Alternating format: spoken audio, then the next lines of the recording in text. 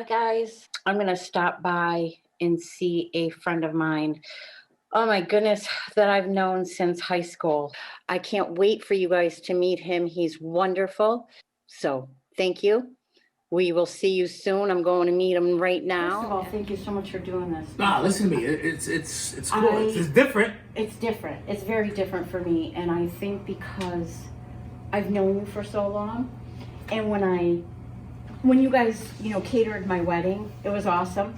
And I did, you little shit, the last one. Listen. And I didn't have, the liquor all over. I had a badass coffee bar. The baddest ever. Listen, how many years ago was that? That was in 2017. Okay, so that's 4 years ago. Yeah. So let me tell you something. That's, you don't know, and I'll tell it to your face, and I mean it. You don't understand. When we left there, so any gathering. Yep. Okay, so it's gonna be 9 years for me. 9 years Okay, for you. 9 years for me. Congratulations. Thank you. Thank you very, very much. In the 9 years, I probably have five different episodes where one New Year's Eve I had to leave. I looked at my brother. It was almost midnight. Everybody's starting to lift the glass. I left. My niece's wedding. Okay, it will get on there. We're gonna go back to your wedding. Your wedding. We're driving home, and my wife's like, Roseanne's like, "Why are you so quiet?" I says, "Cause look at how much fun everybody had. It's not the alcohol." So Yeah. I'm thinking, I was outside grilling, and I'm thinking, man, I'm gonna have to go in there, do the toast, and here we go. Yeah. And I brag about that. I brag about that white birch cake and the coffee bar. It's like I went out and bought the rock sugar to keep at D'Amelio's because I'm like, that was so cool. What a touch, Yeah. So, things like that. Yeah. Things like that. But after the wedding, I wanted to slow down because I'm in my 50s. I want to slow down. I called your brother and I'm like, listen, I know you offered me a job before, but I don't know. I was thinking about coming on. He goes, when could you start? Are you telling me you want to come back?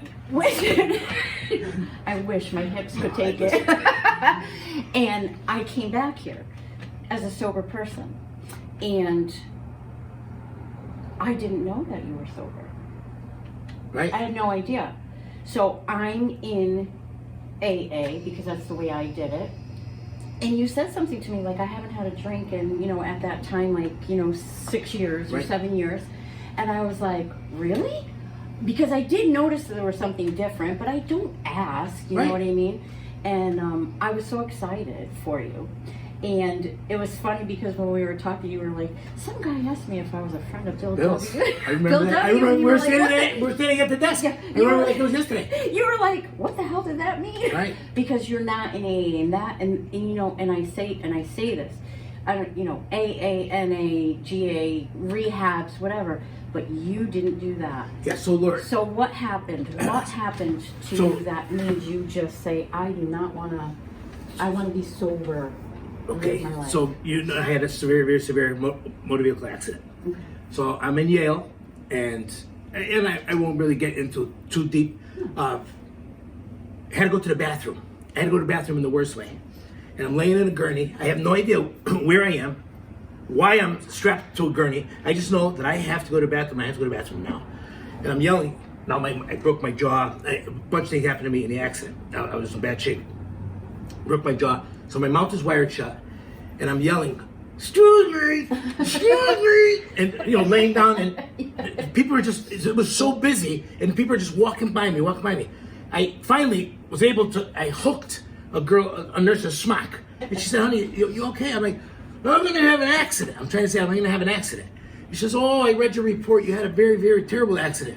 Oh no, I said, I'm gonna have an accident. And she's looking at me, she's like, I know, I read the report. I said, I gotta go to the bathroom. And she looked at me and said, go ahead. And I'm like, go ahead. And you hear these stories, when you can't wipe your own butt, that's when it's the end. And I'm laying there and I'm like, oh no. Got through that night. That night, I go into a coma. I'm in a coma for 31 days. Holy shit. Then they transfer me from Yale when I come out of the coma, and they bring me to Cheshire Rehab, which are two of the most wonderful facilities, both of them. I'm at Cheshire Rehab, and my first day of therapy, they have me in a wheelchair, and they lift me out of the wheelchair, and she says to me, she says, listen, this is very, very easy. She says, this is simple. Just remember that good goes to heaven. She goes, and bad goes to hell. She says, listen, you're good, just remember good. Your good leg has to go up, heaven. Because your bad leg, you're gonna drop down, it's gonna go to hell. And I dropped into the chair, and I started bawling like a baby. And I'm looking, and like, what's the matter, what's the matter? I said, oh my God, I said, I'm learning how to walk. I said, they're teaching me how to walk. I went back to my room, because I couldn't do it. I go back to my room, I lay in bed, and I looked up and said, God, I don't know what happened to me. I said, whatever it is, I said, give me one more shot. I said, I'm not gonna screw this up. I said, I'm not gonna screw this up. You gotta give me one more shot. So they were telling me, do this with your toes, 3 sets of 10. Mm-hmm. I was doing 300. I said, I gotta get out of here. And then there was a few things with my wife. My wife came in, we were going through some times. I was putting her through some times, let's rephrase that. And my wife walked in and said to me, she said, listen, you need to make a decision. Now this is all in one day. And I'm like, a decision? She said, yeah. She said, you could either go live at the old house, go live at your mother's. She said, I just don't want you living in my house anymore. Holy crap.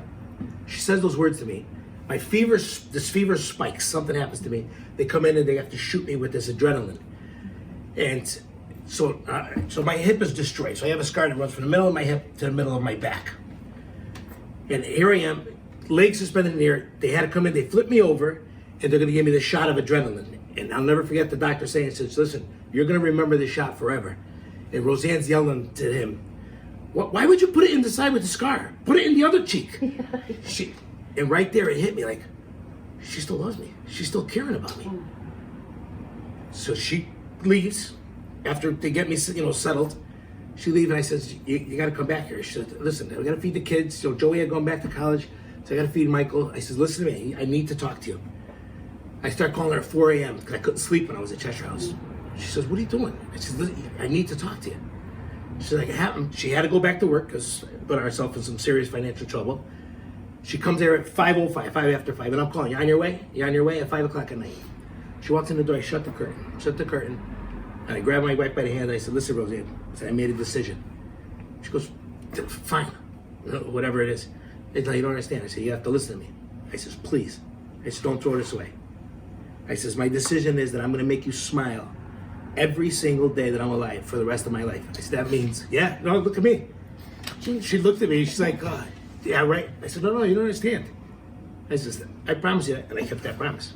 And it all goes back to being sober.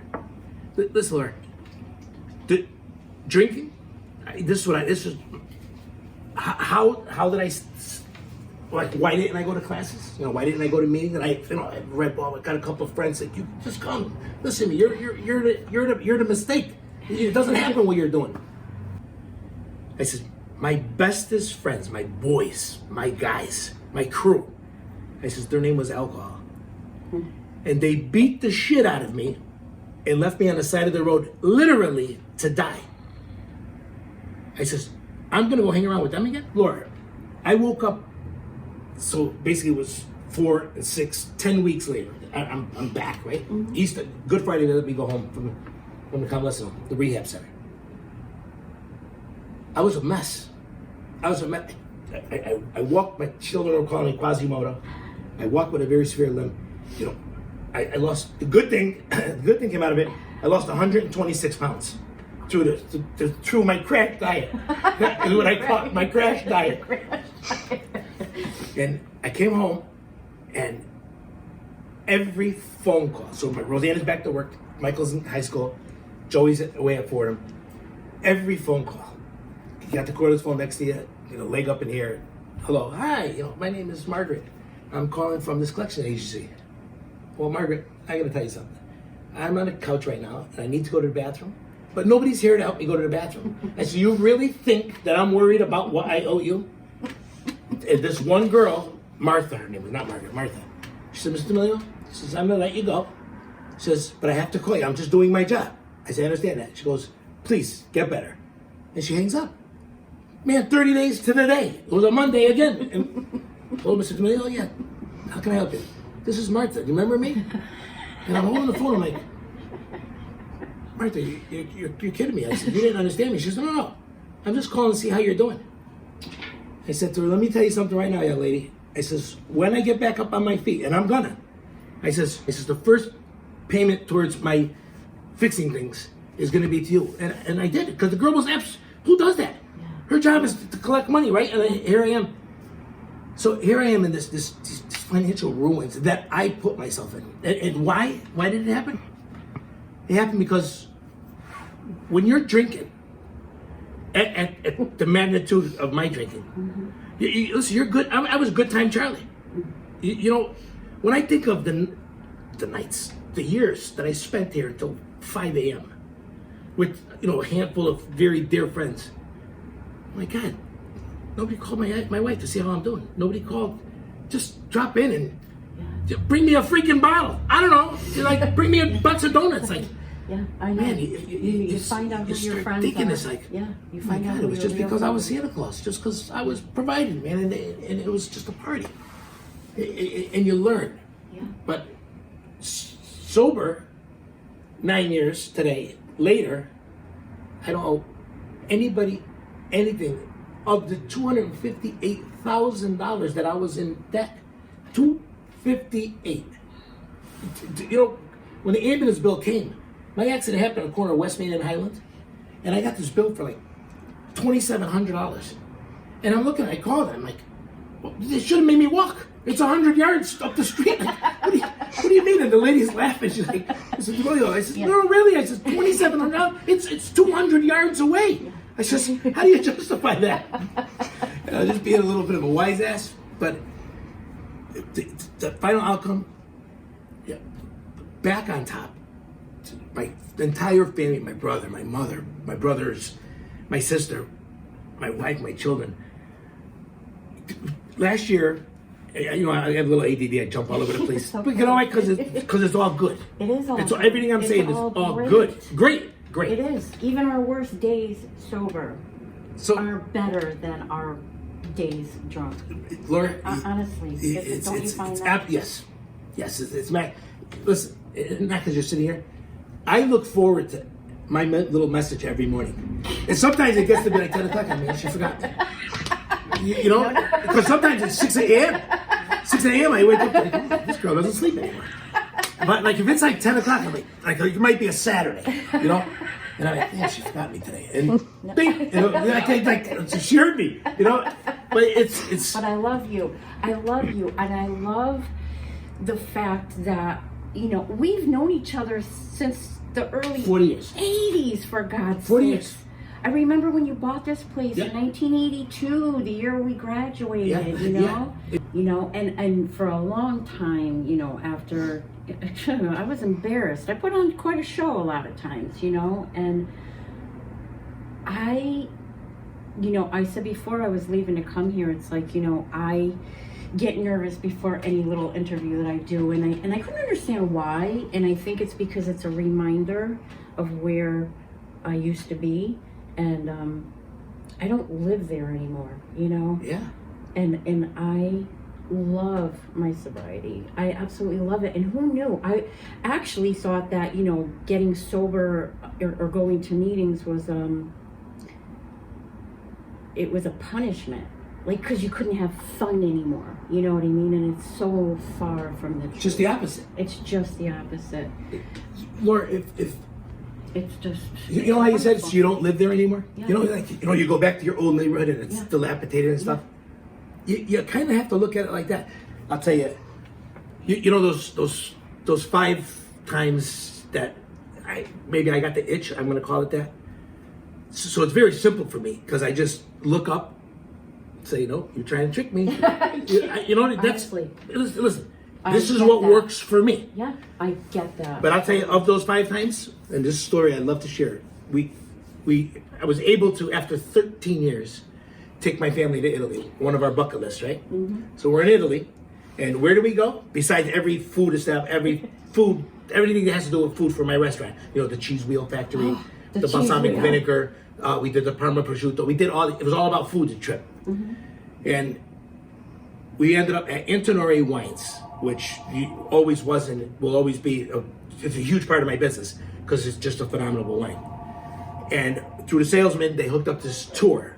So they don't do private tours, but they did for us. So it's my Roseanne, myself, my son Joey, my son Michael, his girlfriend Nicole. And we're in Italy, and we're at the Antinori wine facility. And it's enough bragging about Antinori. We're sitting in it, Jacqueline, we're sitting in a glass room, suspended in the air over the production. And we're all dressed up, and we're doing its wine tasting of 3 of their highest tier wines. Wines that we're probably never going to drink because they're $300 a bottle, 300 euros a bottle. And so the kids are doing a tasting. Even Roseanne is tasting with the kids. All of a sudden, they're starting to try to talk Italian. All of a sudden, they're giggling. I'm like, okay, here goes the 300 euros kicking in now, right? And I'm sitting there, and I'm just listening to the girl, and the girl's 27 years old, spoke 7 languages, just sharp, really, really sharp. So now this is what she says. She says, in Italian, so without further ado, she said, I'd like to make a toast to our ambassadors of Antinori wine in the United States. She says, Mr. D'Amelio and his family, Giuseppe D'Amelio and his family. And I'm like, oh man, here we go. So I have 3 glasses in front of me. Theirs are all dirty, soiled. Mine are not touched. And she opens up this bottle of Solai, which is their very, very limited bottle of wine. It's an amazing bottle of wine. And she pours a little bit in everybody's glass. And she gets to my glass last. And I said, Sierra, I said, listen, I got to tell you something. Ecco, Giuseppe, come here. I said, listen, I don't drink. Immediately, it was just like, she looked at me, she's like, oh, I know. I says, you know. So I'm thinking, I said, the salesman must have emailed her. Give him the tour, but he doesn't drink. I'm just trying to think. Yeah.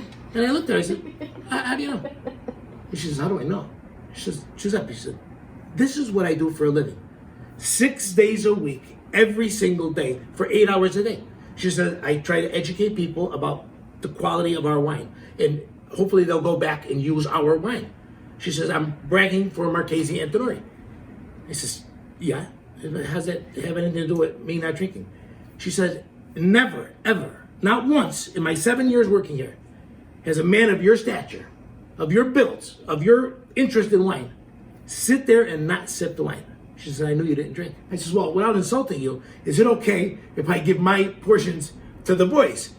Your portion, she said, ecco. She took everything and put it in front of the kids. Mistake.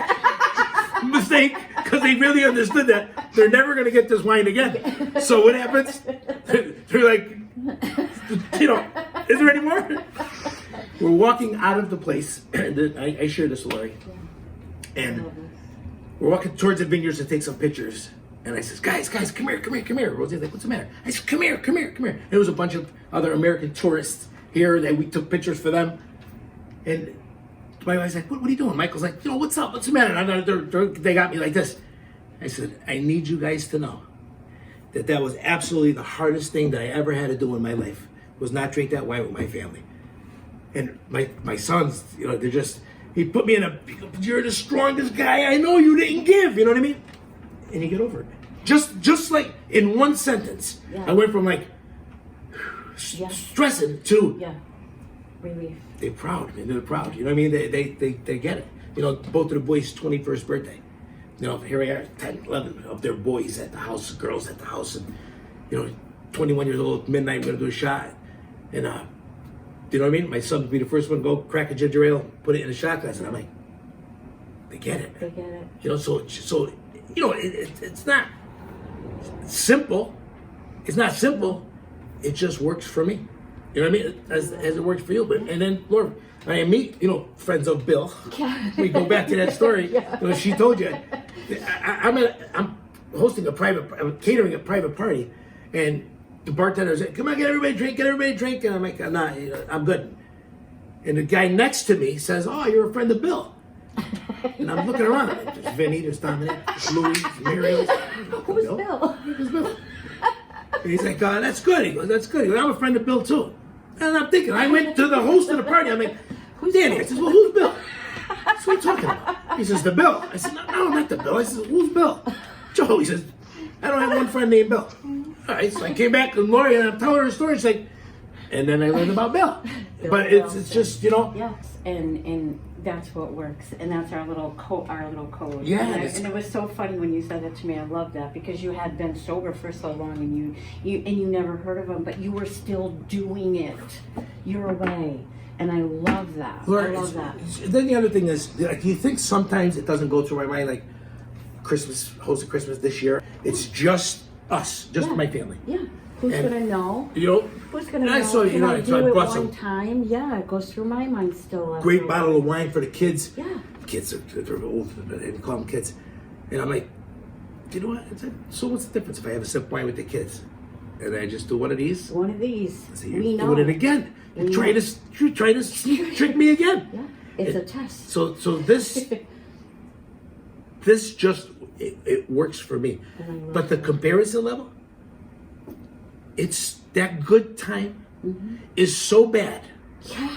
in comparison to the good. Yeah. Did you hear what I said before? I said $258,000 in bills. Yeah. It's. You think I didn't sit on a couch right after and think some really, really bad things? Like, Yeah. these bills could go away. Yeah. You think that that's that first sip. What's it gonna? You play that tape over again. Do I want to be back there again? Because you know what? I've listened to people in meetings that would say, I didn't drink for 10 years and then I just had one drink and nothing happened, and they get excited. And then they go back and they have one more, Right. and one more, and one more. And Before then you know- within 3 months, they are back to where they were and worse. Yeah. And so that's what I need to hear. Like, okay, when I get that little, after 11 years, one time, listen, I don't want to throw that away. I do not want to throw that away. No, it's just the good is so good. That you look, and by any means, I'm not a preacher. I don't frown upon people. Look what I do for a living. Yeah. You know what I mean? But it works for me. Yeah. If someone were to say to me, so what's so good about being sober? What's so good about it? Let me tell you this. Besides the happiness in your life, true happiness, true proudness, proud. You're able. The word I'm going to use is focus.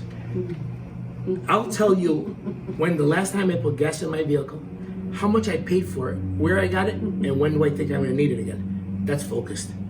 Focus, the bills. Well, let's put away the money. January's coming, the taxes got to be paid.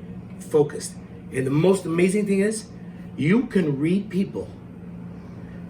I can tell my staff walking through the door, 18 years old to 56 years old, walking through the door, they're in a good mood, they're in a bad mood, they're hungover, they're not too hungover. You just know. you read people. Yeah. And you could tell a couple sitting at the table that why isn't that husband and wife even talking to each other? You notice you everything. read, you notice everything. Everything. All of a sudden you go to church and I responded, and also with you, with my big lungs, and everybody else responded to something else. And I'm like, what do you mean? What happened? And my wife kicked me. She's like, They don't say that anymore. that was 9 years ago they changed that. Yeah. So 9 years, for 9 years I didn't Didn't pay attention. Everything, every day, and you just, Isn't it great? it's absolutely amazing. Yeah. So, because you don't go to meetings every day, 2 years ago, I started handing you a coin because you don't get coins. Yes, you did. And I always pass on mine from that year. Ah. So of course, today I have a 9-year coin You're for you. This absolutely was amazing. mine, and I'm passing it on to you because it's important to remember where we are, the Serenity Prayer on the back, and where we're going. And I kept every one from day one until last year when you shared with me. Pass it on. Let somebody else feel it. Pass it on. You are I love absolutely amazing. I love you. it. I love you so much. Thank Every you day. so much for doing this. Are you kidding me? The pleasure was all mine. Pleasure was all mine. Love you, honey. I love you. Come back to work. Yeah.